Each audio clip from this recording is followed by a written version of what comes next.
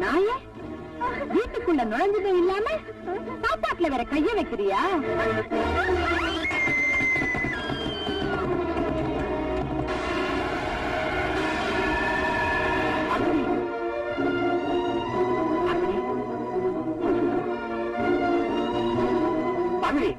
என்னமாச்சு பகுதி?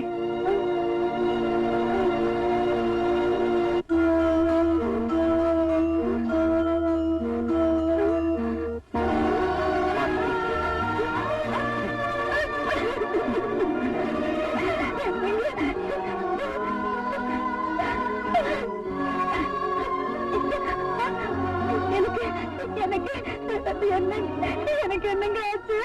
உனக்கு ஒண்ணும் ஆகல பார்வதி, நீ நல்லா ஆயிட்ட. ஏன் பார்வதி அழுகுற?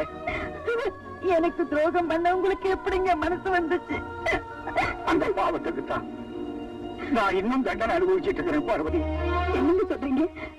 பார்வதி, உனக்கு பிரசவமான உடனே உன் மனநல பாதிக்கப்பட்டுடுச்சு. அதுக்கப்புறம்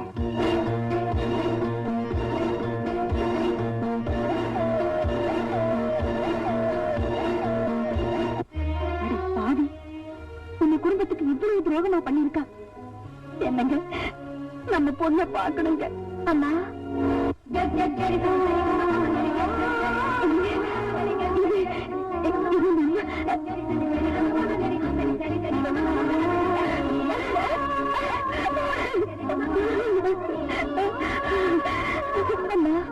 நீ உயிரோட இருக்கிறப்பவே செத்து போயிட்டுதான் சொல்லி என்ன நம்ப வச்சுட்டாங்கம்மா. யாரும் சந்தேகப்படணுமா? அவளை விட்டுட்டு உன்னையும் அப்பாவையுமே நான் சந்தேகப்பட்டுட்டேம்மா. என்ன மன்னிச்சிருமா? இப்பவே அந்த வேலைக்கார நாயை வீட்டை விட்டு துரத்துறேன். வேண்டாமா, அந்த தெரு நாய்க்கு இந்த வீட்டில் இடம் கொடுத்தது என் தப்புதாமா. விரோதிக்கு பலம் அதிகமா இருக்கும் போது நாம தாமா ஒதுங்கி போகணும்.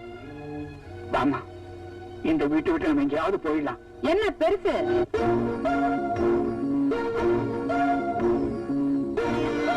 அவ்வளவு சுலபமா இங்க இருந்து போயிட முடியும் நினைக்கிறியா?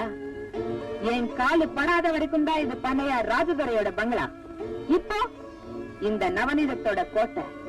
என் அனுமதி இல்லாம ஒரு ஈ காக்கா கூட இங்க இருந்து வெளியே போயிட முடியாது. போனானுக்கு பயந்துகிட்டு வேலிய வீட்டின கதையா?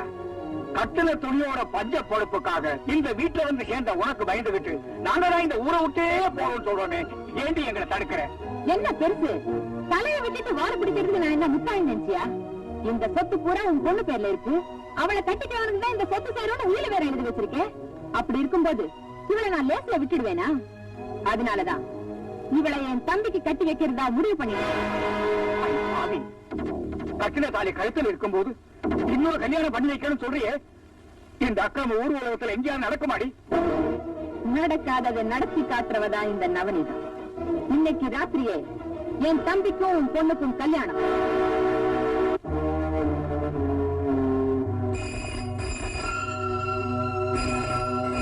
ஹலோ, யார் பேசுறது?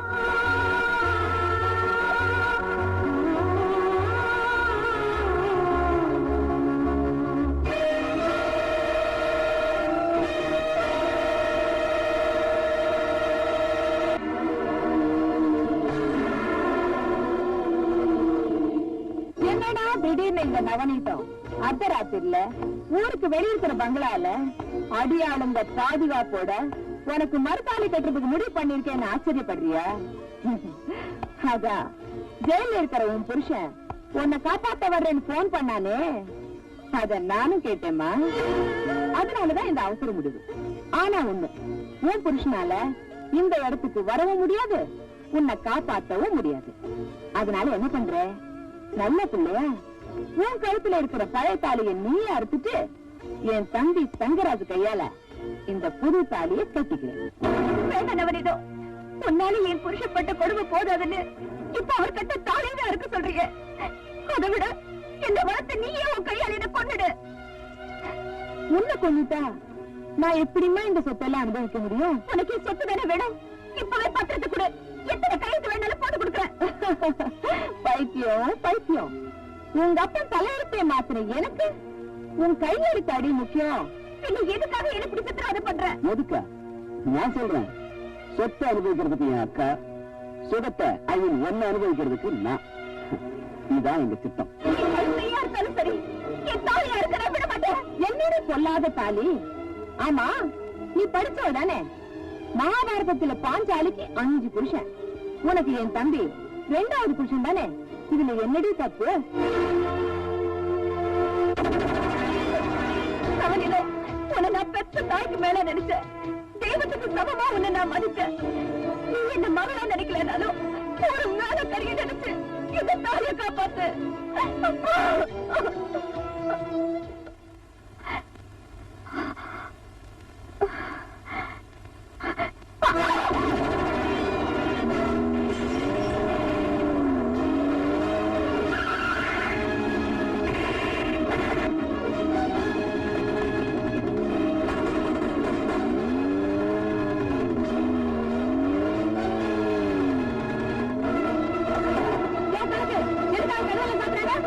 நம்ம இடத்துக்குள்ள வந்துட்டோம்.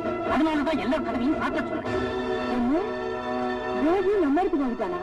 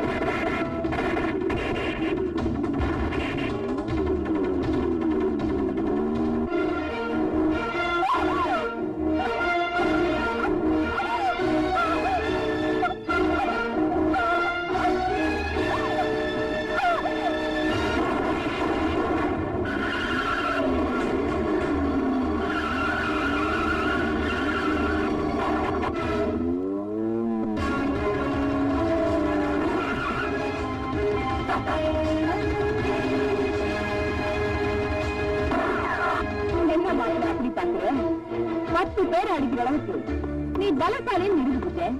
ஆனா அந்த பலசாலியவே மறக்கிற அளவுக்கு நான் புத்திசாலின்னு தெரிஞ்சுக்கிட்டியா? மரியாதையா கட்டிய கீழே போடு, இல்ல இவங்க உயிரோட இருக்க மாட்டாங்க.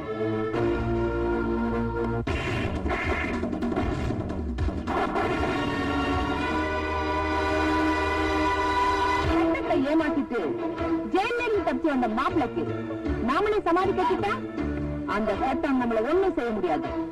அதுவும் இல்லாம புருஷன் கட்டிட்டா பொண்டாட்டி தானா தாலி எடுத்துடுவான்.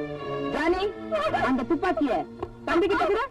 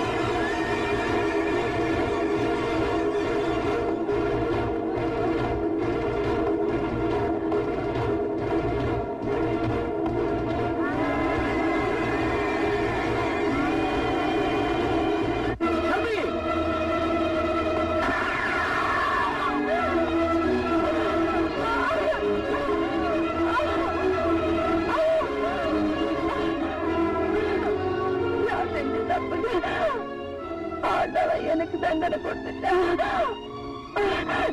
என்ன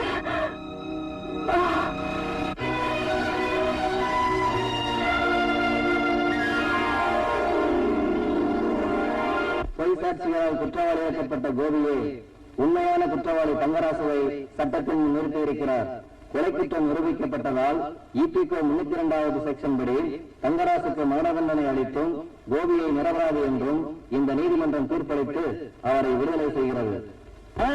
சாந்தி முகூர்த்தத்துக்கு நேரம் குறிச்சாச்சு. இன்னைக்கு சித்த யோகம், புதன் சுக்கரனை பாக்குறா. அதனால ராத்திரி 10 மணிக்கு மேல சாந்தி முகூர்த்தத்தை வேஷம் எடுத்துக்கோ. இங்க அதுதான் நடந்துட்டு இருக்கு.